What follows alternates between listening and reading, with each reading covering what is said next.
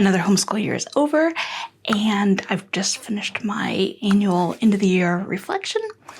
And while it's all still fresh in my mind, I thought I would share our hits and misses from 10th grade. I was not at all surprised that my book-loving kiddo loved Chemistry in the Kitchen by Guest Hollow this year. If you're not familiar with it, it is a literature-based chemistry program, but it's centered all around food and around the kitchen.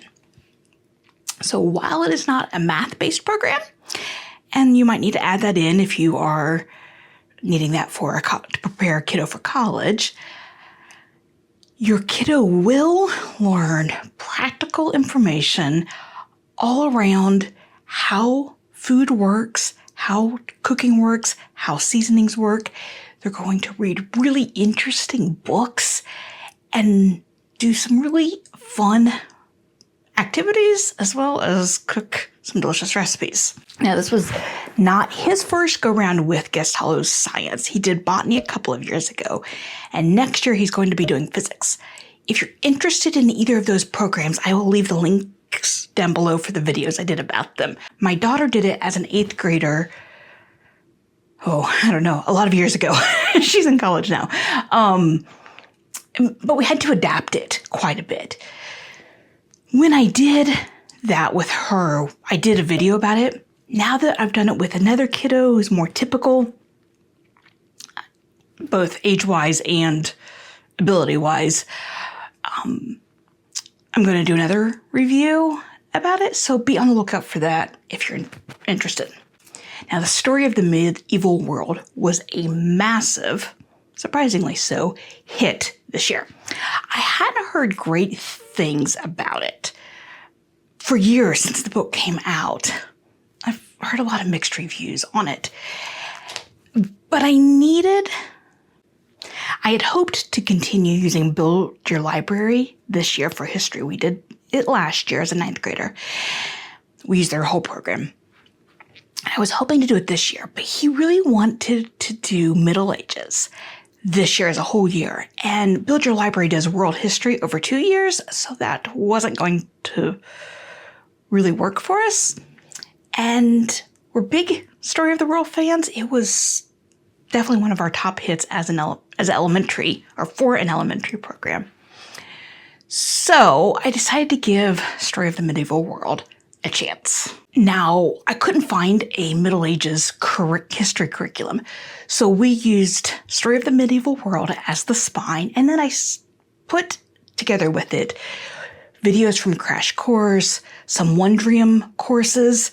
Wondrium is what used to be called the Great Courses. Then I added in some books from Hourly History, which are really short, as the name suggests, about an hour's worth of reading material. That's absolutely fantastic. We get them from Amazon through Kindle Unlimited, so they don't cost me anything or anything extra. And then other random videos, some PBS and Netflix and whatever I found. It was a wonderful, wonderful year of history for him. But what really made it was that Story of the Medieval World. In fact, I bought the next one, which is Story of the Renaissance World, and he picked it up at the end of the year and ended up reading 2/3, 3/4 of the book, which was going to be his next year's spine. So that's how much he enjoyed it. He just dove right into the next one, which leaves me figuring out what's going to happen next year. I don't know. Stay tuned for that, because when I put out the initial plans video a few months ago, I didn't know was that far along. So, but bringing it back around to this year, there were 2 misses for us with our history. One was that I had chosen several novels for him to read throughout the year that kind of went along with the time period, roughly. And he didn't like any of them. I really thought I chose good ones, but he didn't. However, he was already reading enough books between that and his science. I didn't push the issue, and so he didn't do those. The other miss was that I really misjudged the pacing of it at the beginning of the year. I was giving him 6-week chunks of work to do. I like to do that so that he can learn to manage his time and that deadline, but also so that he can do whatever he is feeling like on any given day. So I was giving him these 6-week chunks, but it was getting to the point that he was just doing, especially the videos, just watching them to mark them off the playlist rather than to absorb the information. And that is something I really, really try to avoid whenever I can. I don't want my kids just marking it off, because what's the point? They aren't learning anything. They're just spending their time doing what they need to do, but there's no takeaway, and that's a waste of time, in my opinion. So a couple of times of those chunks going poorly, I had to rework it.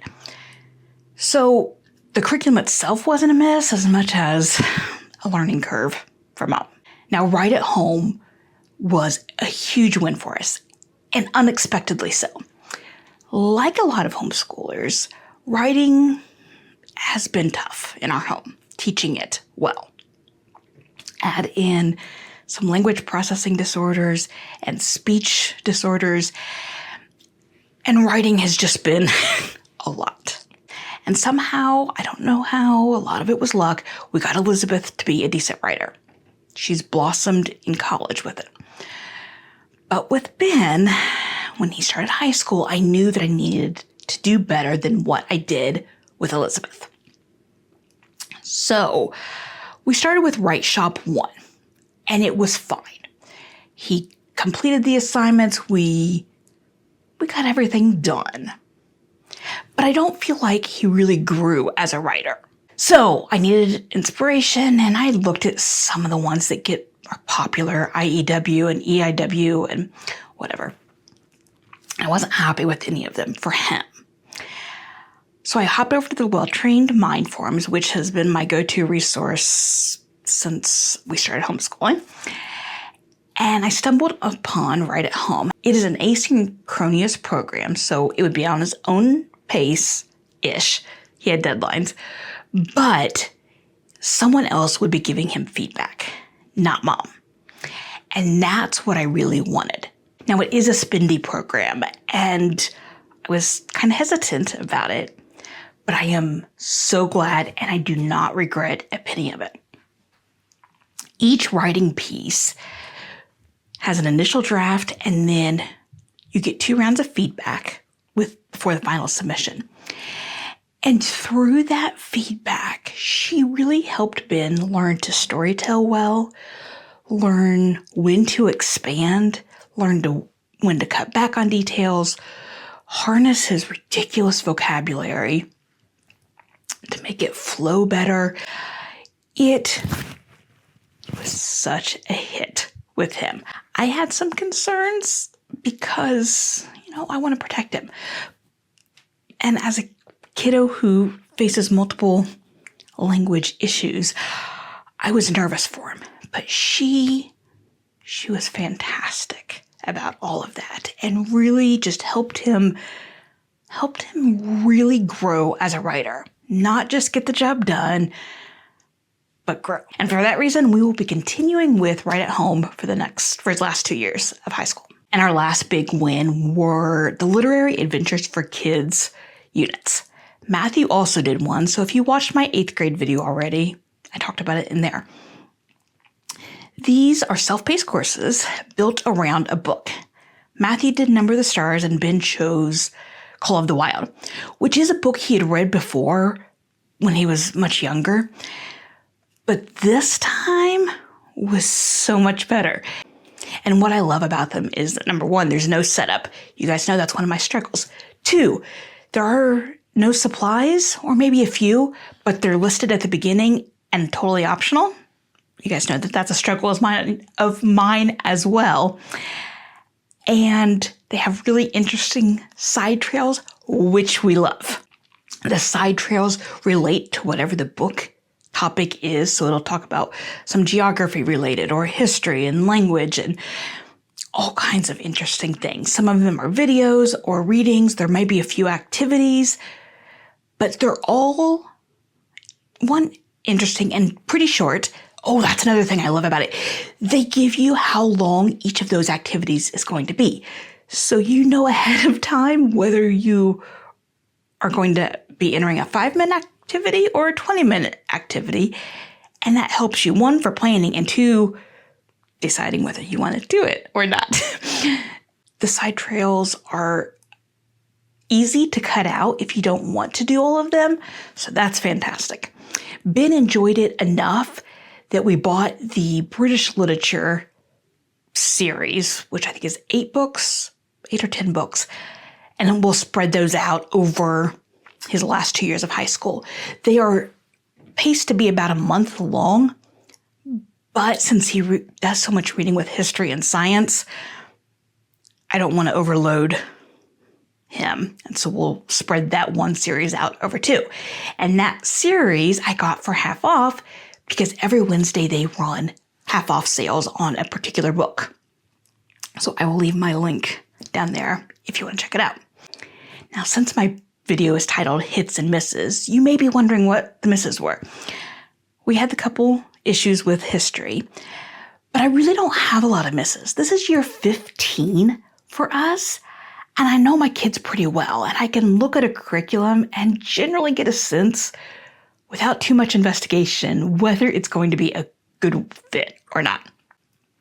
But the one that I would say is a bit of a miss, and not because of the program itself, was visual Latin. Now, last year I shared that I wasn't sure what we're going to do, and several of you recommended this program.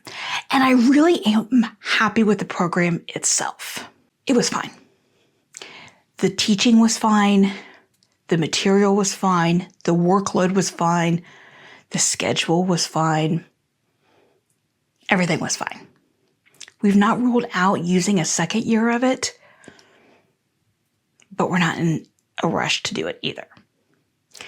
But sometimes fine is good enough in our homeschool. Sure, we want something great, but fine's good too. And with that, I will see you in the next video.